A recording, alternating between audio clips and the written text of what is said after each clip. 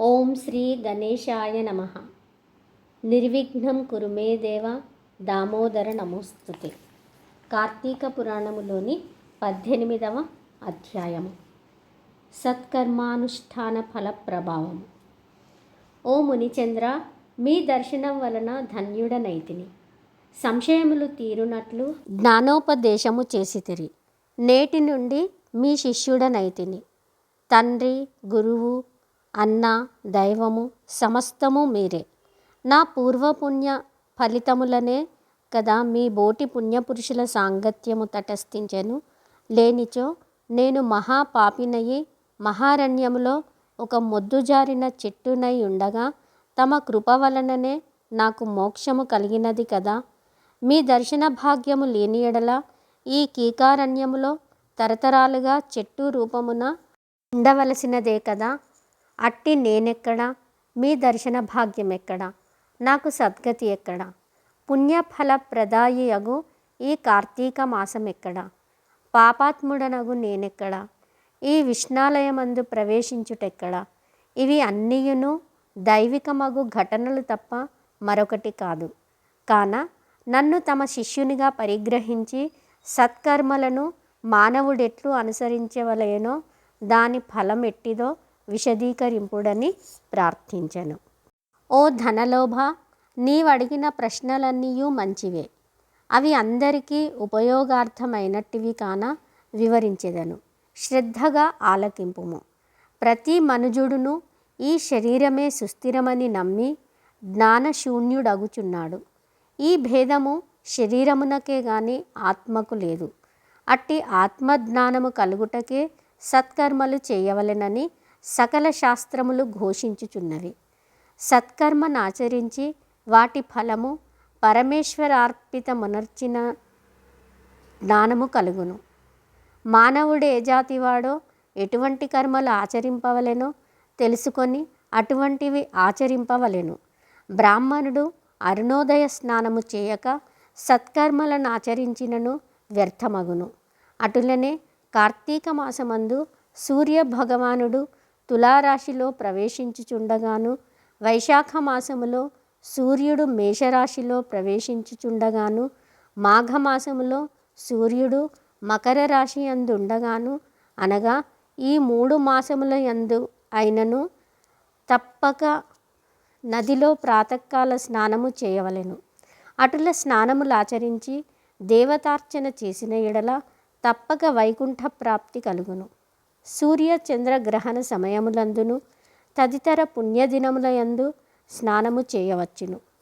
ప్రాతకాలమున స్నానము చేసిన మనుజుడు సంధ్యావందనము, సూర్య నమస్కారములు చేయవలెను.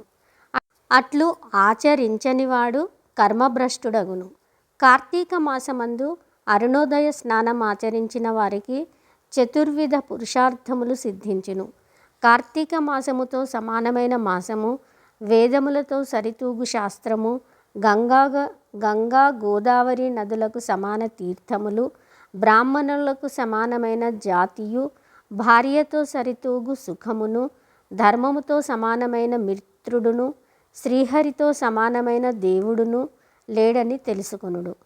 కార్తీక మాసమందు విద్యుక్త ధర్మముగా స్నానాదులు ఆచరించిన వారు 1,000,000 యాగములు చేసిన ఫలమును పొంది వైకుంఠమునకు పోవుదురు అని అంగీరసుడు చెప్పగా విని మరలా ధనలోభుడిట్లా ప్రశ్నించెను. ఓ మునిశ్రేష్ఠ, చతుర్మాస్య వ్రతమని చెప్పితిరే, ఏ కారణం చేత దానిని ఆచరింపవలెను? ఇదివరకు ఎవరైనను ఈ వ్రతమును ఆచరించి ఉన్నారా? ఆ వ్రతం యొక్క ఫలితమేమి? విధానమెట్టిది? సవిస్తరంగా విశదీకరింపుడని కోరెను. అందులోకి అంగీరసుడు ఇటులా చెప్పెను. ఓయి వినుము. చతుర్మాస్య వ్రతమనగా శ్రీ మహావిష్ణువు కనకమహాలక్ష్మితో ఆషాఢ శుద్ధ ఏకాదశి దినమున పాల సముద్రమున శేషుని పాన్పుపై శయనించి కార్తీక శుద్ధ ఏకాదశి నాడు నిద్ర నుండి లేచును. ఆ 4 మాసములకే చతుర్మాస్యమని పేరు. అనగా ఆషాఢ శుద్ధ ఏకాదశి శయన ఏకాదశి అనియు, కార్తీక శుద్ధ ఏకాదశి ఉద్ధాన ఏకాదశి అనియు, ఈ వ్రతమునకు చతుర్మాస్య వ్రతమనియు పేర్లు. ఈ 4 మాసములలో శ్రీహరి ప్రీతి కొరకు స్నాన దాన జప తపాది సత్కార్యాలు చేసినచో పూర్ణ ఫలము కలుగును. ఈ సంగతి శ్రీ మహావిష్ణువు వలన తెలుసుకొంటిని కాన ఆ సంగతులు నీకు తెలియజేయుచున్నాను.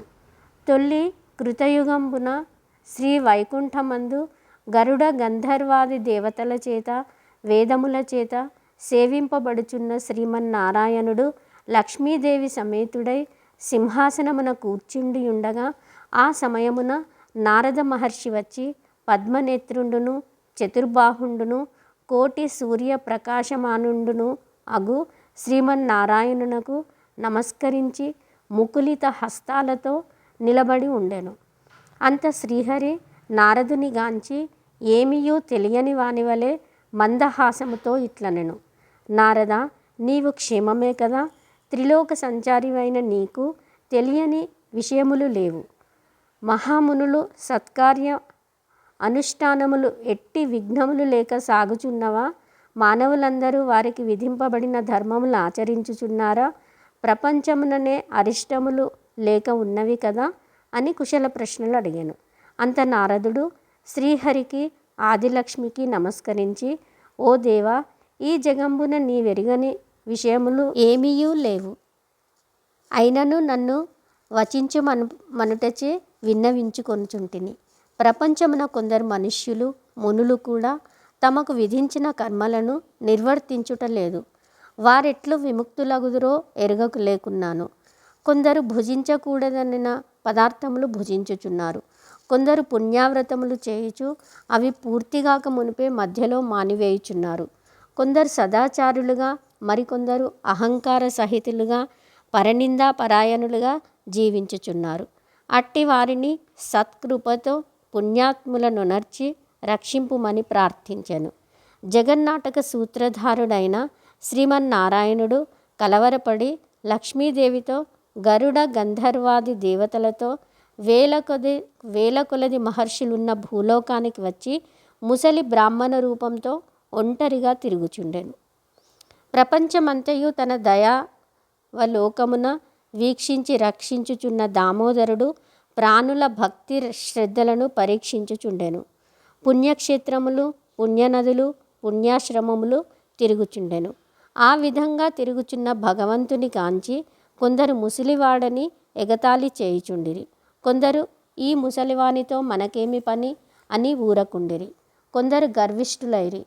మరికొందరు కామార్థులై శ్రీహరిని కన్నెత్తి అయినను చూడకుండిరి. వీరందరినీ భక్తవత్సలుడగు శ్రీహరి గాంచి వీరినెట్లు తరింపజేతునా అని ఆలోచించుచు ముసలి బ్రాహ్మణ రూపముని విడిచి శంఖ చక్ర గద పద్మ కౌస్తుభ వనమాల మొదలైన అలంకారముల సంయుక్తుడై నిజరూపమును ధరించి లక్ష్మీదేవి తోడును భక్తుల తోడును మునిజన ప్రీతికరమగు నైమిషారణ్యమునకు వెడలెరు.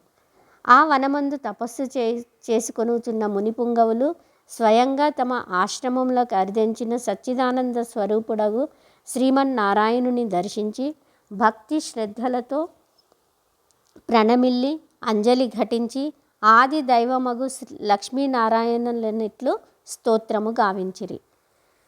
శాంతాకారం భుజగశయనం పద్మనాభం సురేశం విశ్వాకారం గగన సదృశం మేఘవర్ణం శుభాంగం లక్ష్మీకాంతం కమలనయనం యోగి హృద్యానగమ్యం వందే విష్ణుం భవభయహరం సర్వలోకైకనాథం లక్ష్మీం క్షీరసముద్రరాజతనయాం శ్రీరంగధామేశ్వరీం దాసీభూత సమస్తదేవ వనితాం లోకైకదీపాంకురాం శ్రీమన్మంథకటాక్షలబ్ధ విభవ బ్రహ్మేంద్ర గంగాధరాం త్వాం త్రైలోక్యకుటుంబినీం సరసిజాం వందే ముకుందప్రియాం.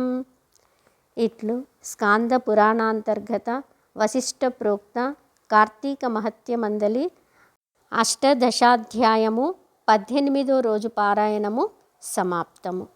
ఓం శ్రీ కార్తీక దామోదరాయ నమః. ఓం శ్రీ కార్తీక దామోదరాయ నమః. ఓం శ్రీ కార్తీక దామోదరాయ నమః.